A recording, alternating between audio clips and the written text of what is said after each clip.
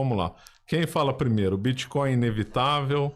Essa não é uma visão determinista da história, não é milenarista. Tem um ar meio milenarista esse negócio de Bitcoin. Não tem, eu não acho que nada é inevitável. Inevitável é só o que está ali lá previsto expressamente na Bíblia. Tem nada inevitável, não é isso? Quem determina, Deus nos deu os livre-arbítrio, não é isso? Inclusive para escolher o que vai acontecer com a gente, que não tem nada de inevitável, viu? Inevitável é só as coisas físicas, né? O dia, depois a noite, o dia, a noite, não é isso? As estações. Inevitável é da ordem da natureza de Deus. E no nosso mundo aqui não tem nada de inevitável, né? Ainda bem, né? Ainda bem que o Bitcoin não é inevitável, né? Mas e o ouro também? O ouro valer alguma coisa daqui a 50 anos não é garantido também, né?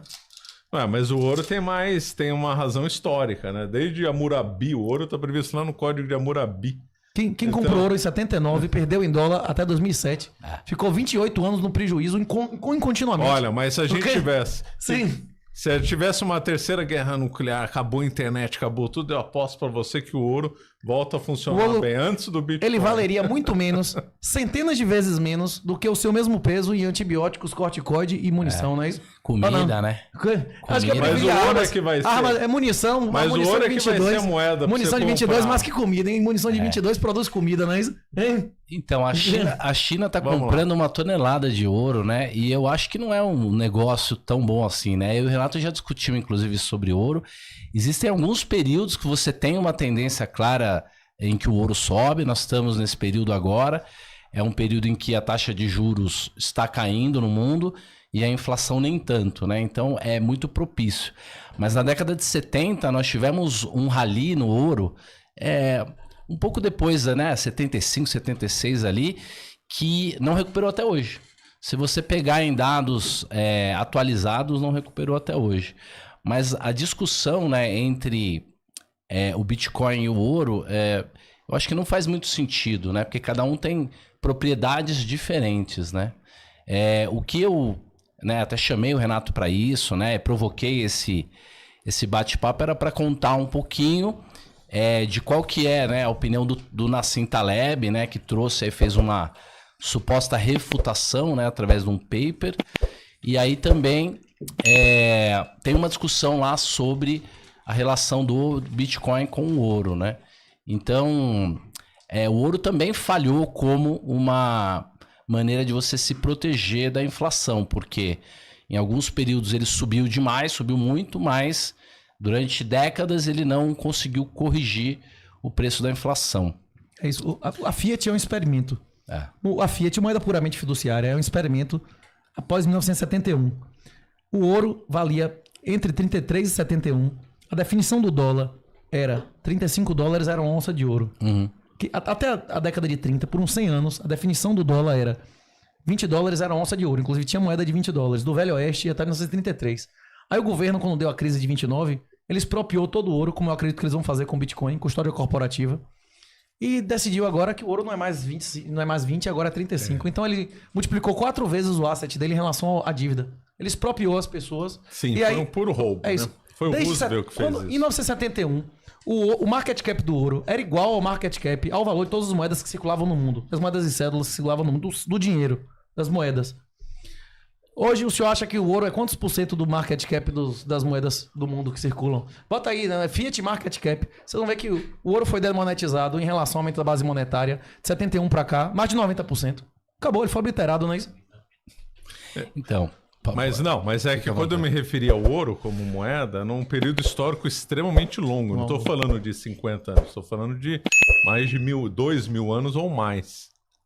Que é uma moeda de troca e sempre se teve valor ao longo da história da humanidade. Inclusive, as sociedades... Eu não estou dizendo que ele vai ganhar sempre de outros investimentos ou vai perder sempre. Não, mas em todos os milênios e séculos ele ganhou de prata e cobre. Ouro e prata, secundariamente, sempre foram tidos como uma reserva de valor e eficientes como meio de troca. E eu acredito que se vier uma terceira guerra mundial vai vir, se a gente for pegar mesmo... A principal moeda da história da humanidade, a que mais foi usada em todos os séculos e a que é usada por mais tempo é cobre.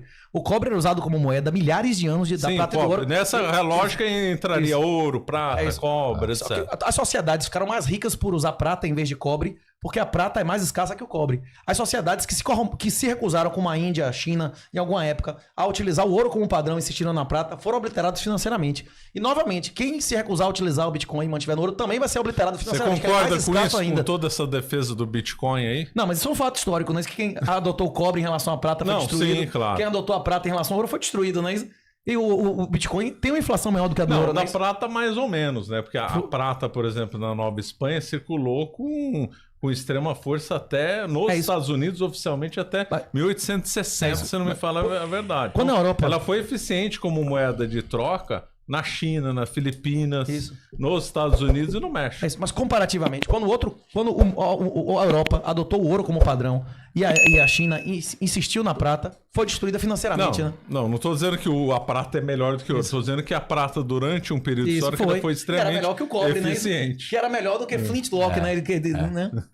Então, a gente sempre tem que voltar, porque o salto de que agora é o Bitcoin que vai, quem não tiver vai ser obliterado, esse salto intelectual ele é um salto grande, né? Ele é um salto arriscado.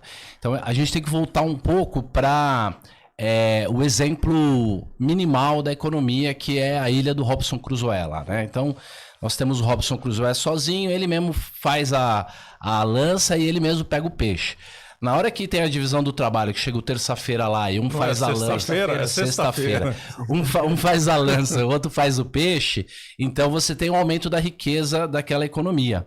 Se você coloca uma shell, né, uma conchinha como moeda, então, na medida que a economia vai crescendo, você precisaria aumentar a base das conchinhas de maneira proporcional, senão você teria um desequilíbrio. Se você tem excesso de conchinha, isso causa inflação, a concha vale menos. Se você tem falta de conchinhas, então o dono da conchinha vai virar uma espécie de um imperador lá da região. Então o ouro deu um problema porque o PIB mundial ele cresceu mais rápido que a produção do ouro. E não só isso, a base monetária também, né? Principalmente a base monetária. Então chegou uma hora que o ouro ficou realmente escasso, porque você tinha uma maior quantidade de crescimento de riqueza econômica e as conchinhas que eram ouro não cresceram na mesma proporção. Então dá um desequilíbrio. Então a economia, na medida que ela vai ficando mais complexa, então apenas o ouro já não é suficiente como moeda. Então você tem que achar uma outra maneira, né? De qualquer modo, por exemplo, um paper que eu li do Renato, um artigo falando sobre o juro negativo, né? Então, um artigo muito interessante. Mas, na medida que você usou o M2 como base monetária, mas não subtraiu o crescimento do PIB, você tinha realmente a inflação, né? Porque o aumento da base monetária do M2, ele é a inflação. Só que aquilo que a gente está querendo evitar é a perda do poder de compra, né? Não é a inflação. Então, o ouro não serviu, né? E não vai servir no futuro como uma moeda, digamos assim, perfeita, porque o aumento da base dele é descasado com o aumento da base monetária, né? Hoje, infelizmente, o lastro da economia são as dívidas em dólar, né? Então, a gente tem uma base, o aumento do M2, o aumento da base monetária, ele acontece não porque o Fed vai lá imprimir moeda, também por isso, mas principalmente porque os bancos têm autorização para emitir dívidas, que é uma maneira de imprimir moeda, né? Então, o aumento da base monetária se dá quando os bancos estão dispostos a emprestar dinheiro para as pessoas, né? O mundo quebrou em 2008, né? Nós tivemos a grande crise mundial em 2008 e ele não vai mais se recuperar, né? Porque perdeu-se a confiança.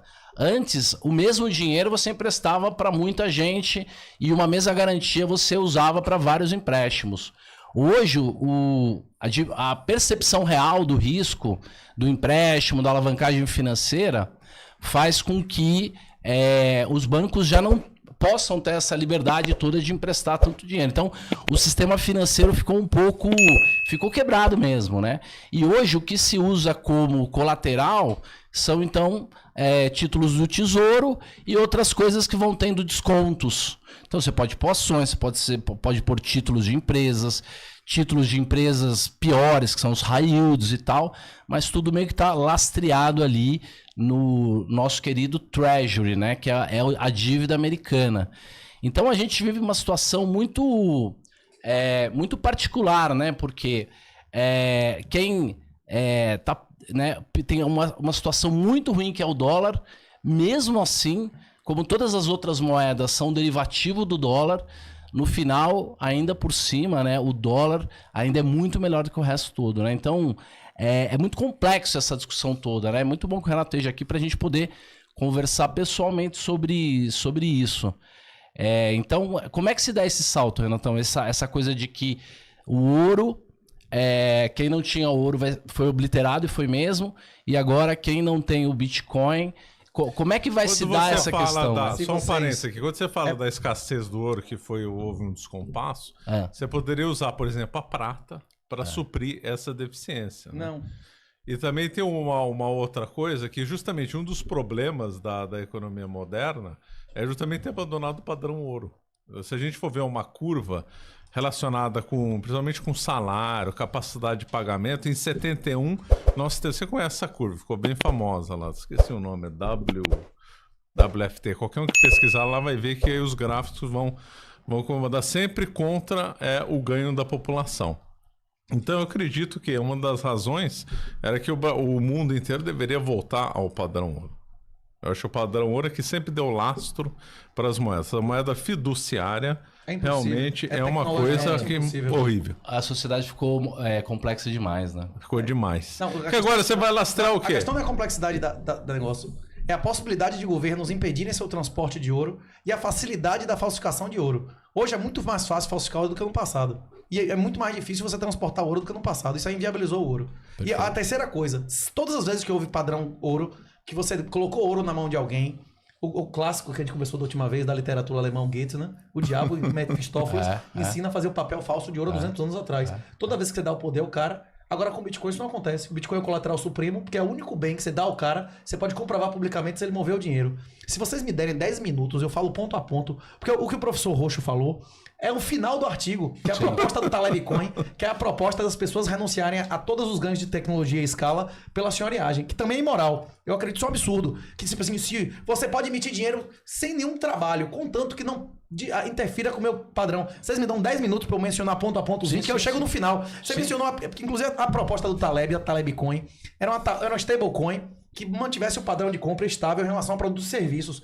Só que o Bitcoin já é isso. Porque o Bitcoin, ele é a concentração do principal produto da história da humanidade, que é a energia, e o principal produto da história serviço da história da humanidade, que é a computação, não é isso? Então ele já é isso, do principal. Mas, tipo assim, se existisse uma moeda que fosse corrigida, como você mencionou, pelo PIB, ela ainda seria imoral. Porque se nossos avós tivessem aceitado que o salário deles só crescesse o PIB, e não aumentasse mais nada do que mantivesse apenas o poder de compra deles, nós seríamos mendigos. Na nossa casa não teria televisão, porque meus avós nasceram em casa sem energia elétrica. Meus pais nasceram em casa sem televisão. Então a gente não pode... Essa ideia de que a gente deve renunciar ao governo, todos os ganhos de escala, escopo e tecnológicos em nome da senhoriagem, porra, acho absurdo. Posso 10 minutos, eu passo de um por um. Depois a gente pode discutir um por um. Ou se eu quiser falar 20 minutos, tempo que vocês quiserem. Posso madeirar 1, 2, 3 e... Pode. Ó, eu assisti, inclusive, o Roxo com Cogos, o senhor comentando, foi bom pra caralho. Inclusive, o Roxo falou que o Bitcoin não tem um valor intrínseco. A questão é a seguinte, segundo a Escola Austríaca de Economia, nada tem valor intrínseco, não é isso? Os valores são todos subjetivos. Isso é uma coisa que já foi pacificada há quase 100 anos, né? E se valor intrínseco... Só um parênteses, sabe? Você quer refutar os pontos? Deixa tá bom. É isso. Não existe valor intrínseco de porra nenhuma. Um bom exemplo é da ilha do Albert Crusoe. Uma ilha que ninguém sabe que existe não vale nada, não é isso? Um planeta maravilhoso sem ninguém não vale porra nenhuma, né? Como direito. Existe direito sem pessoas, também não existe valor sem pessoas. Também o professor Roxo falou que nenhuma das funções do BTC é muito boa. Rapaz, eu não conheço nada que lhe dê imunidade a controle de capitais, imunidade à diluição e imunidade a possibilidade de ser expropriado. Ainda não existe um outro ativo, nunca existiu antes do Bitcoin, um ativo que eu pudesse levar comigo pro caixão. Para o que o Bitcoin se propõe a fazer, não existe nada melhor, não é isso? Existe alguma coisa existe outro meio de comunicação que eu possa transferir bilhões de dólares em qualquer meio de comunicação, por carta, por rádio, por internet? Então, se o Bitcoin me protege de esposa adúltera, de filho afetivo, de perseguição política, me dá imunidade de controle de capitais, de diluição, ele é muito bom na função dele. A função dele é essa, é te proteger, não é isso? Inclusive, o Cogos falou da lei da regressão de Mises. Quanto menos usos industriais tiver aquele objeto usado como dinheiro, Quanto menos usos industriais, menos prejudicial a sociedade é. A demonetização do ouro fez a joia ser mais barata. A demonetização do ouro fez os computadores e os celulares serem mais baratos, porque tem ouro aqui, né? Se o ouro for o dinheiro, o ouro vai ser mais caro, vai ter um outro uso do dinheiro mais nobre, vai levar o preço do dinheiro para todas as outras coisas. O professor Rocha também falou que se o juro é zero, tudo que tem fluxo de caixa vale infinito. Se você pegar o modelo e aplicar, isso é verdade. Mas o juro nunca vai ser zero de verdade em uma economia de mercado, porque o futuro é sempre mais incerto do que o presente. É da natureza humana a questão da preferência temporal. Isso não existe, né? Existe juro negativo, mas ele é imposto, é com tabelamento de preço, que causa essas distorções absurdas que a gente está vivendo. Inclusive, o Bitcoin só foi criado e está escrito no bloco Gênese em decorrência do quantitative easing e do juro negativo. O professor também falou que a impressão monetária, não, como ele falou agora, né, que não são criadas pelo Fed, mas sim pelos bancos. Mas o Fed é um sindicato de bancos. Os bancos, um policial, um PM na rua, tem mais liberdade do que um banco. O banco é um ator vinculado do governo. O governo define qual é o juro, o governo define quanto é o compulsório, o governo define quanto é a dívida pública, quanto é o gasto público. Então, o Fed que define isso, né? Tipo, indiretamente, não é isso? O ativo, o Cogos falou que o ativo mais confiável era o ouro, né? O ativo mais confiável era o ouro. Desde bem antes de eu nascer, o ouro foi obliterado, mais de 90%, né? De 71 a 2024, o ouro perdeu mais de 90% em relação à base monetária, né? Também o professor Marcelão falou que na pandemia caiu e se fosse ativo de proteção teria subido, que é aquela argumentação do Taleb. A questão é que o Bitcoin ele é mais líquido. O Bitcoin é mais líquido. Quando deu uma merda agora no Japão, que acabou o carry trade, a primeira coisa a cair foi o Bitcoin, porque você consegue mandar para o exterior suas ações domingo de noite, sábado de noite. O Bitcoin é o único ativo que você consegue transportar, independente da autorização de qualquer banco ou governo, para qualquer país em 10 minutos. É lógico, se ele tem uma velocidade maior, você consegue realizar e evitar uma chamada de margem ao outro lado, ele sempre vai variar mais, para baixo e para cima. Esse negócio de volatilidade, esse negócio é relevante. Pesquise como é que foi a volatilidade de ouro no final da República de Weimar, na hiperinflação. Tinha dia que o ouro caía 20%, porque tinha dia que subia 100%, né? Quanto mais perto do colapso da moeda, maior a variação de qualquer coisa que tenha valor real, como o ouro no final da República de Weimar, não é isso? A pessoa falou que o BTC é arriscado. A energia elétrica também é muito arriscada. Aí, se energia elétrica é uma coisa extremamente arriscada, não é isso? O Bitcoin é extremamente arriscado, como a energia elétrica. A internet é arriscada, agora é um risco que é altamente remunerado. Se você for ver todos os índices de Treino, de Jensen, todos os riscos financeiros do Bitcoin são mais do que pagos pelo seu resultado financeiro em qualquer tipo. Você pegar em 3 anos, em 5 anos, em 10 anos. Tem vários sites aí que botam os índices financeiros. A possibilidade de perda em relação ao ganho potencial histórico, puta merda, né? Não tem comparação com nenhum ativo financeiro, né? O Bitcoin foi institucionalizado. O Bitcoin foi institucionalizado. Mas mais de 70% dos Bitcoins não estão à venda. Não estão à venda por dinheiro nenhum. E esse é um dos motivos pelo qual não vai ter outras moedas. Vai ser criada outra moeda, que mais de 70% das moedas não estão à venda. Vai ser criada outra moeda, que um criador anônimo vai ter bilhões de dólares durante décadas sem tocar no dinheiro e não querer nem um abraço, nem um crédito. Pois é, a concepção sem pecado e a prioridade faz o Bitcoin, a possibilidade do Bitcoin ser substituído por um outro altcoin ser muito menor do que a possibilidade do ouro ser substituído por outro metal, né? Tem uma argumentação também, né? De que o colateral não pode ser volátil.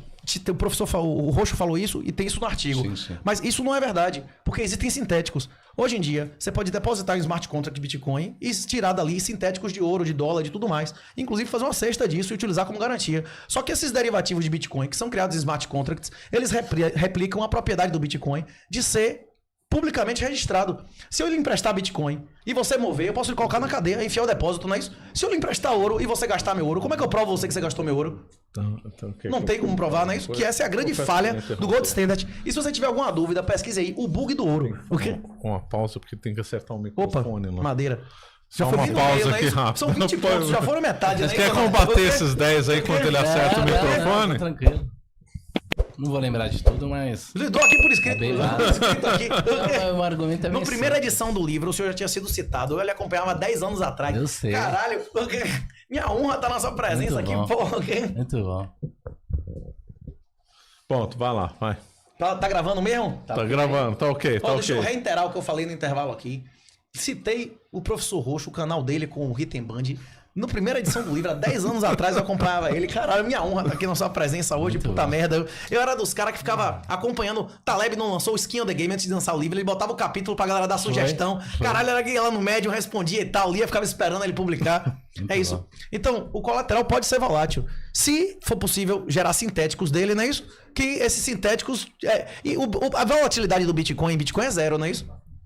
Em Bitcoin é zero. A volatilidade, você quer ser estável em real? Você quer ser estável em dólar? A questão do juro negativo cria nas pessoas uma... Só existe pessoas ainda que estão sendo destruídas financeiramente a 20%, 30% ao ano em real, porque eles acreditam que tem alguma rentabilidade em real. Você vai buscar estabilidade em real, é destruição, porra. Estabilidade em merda, perdendo um valor 20% ao ano. É isso. O lastro do BTC. Tem vários... inclusive, se você pesquisar aí, tem um artigo excelente. Qual o lastro do BTC? Inclusive do professor Fernando Uric, que ele bota 6 definições de lastro e um lastro do BTC para cada uma dessas definições. O valor o valor utilidade do BTC, o seu valor industrial, é a possibilidade de enviar riqueza por qualquer meio de comunicação. Isso tem algum valor? Se tem custo, tem valor, não é isso? Tem custo levar ouro para cima e para baixo? Você consegue tirar ouro do país? Então isso tem valor, não é isso? E além desse, a segunda utilidade do Bitcoin é você ser imune a controle de capitais, expropriações e diluição. Isso tem valor? Porra, pro Taleb talvez não tenha, que ele tenha acesso a produtos financeiros picas. Mas pro cara que vive na Venezuela, pro cara que tá sendo perseguido politicamente, tem valor pra caralho, não é isso? Se não dá pra abrir uma offshore, né? Pois é.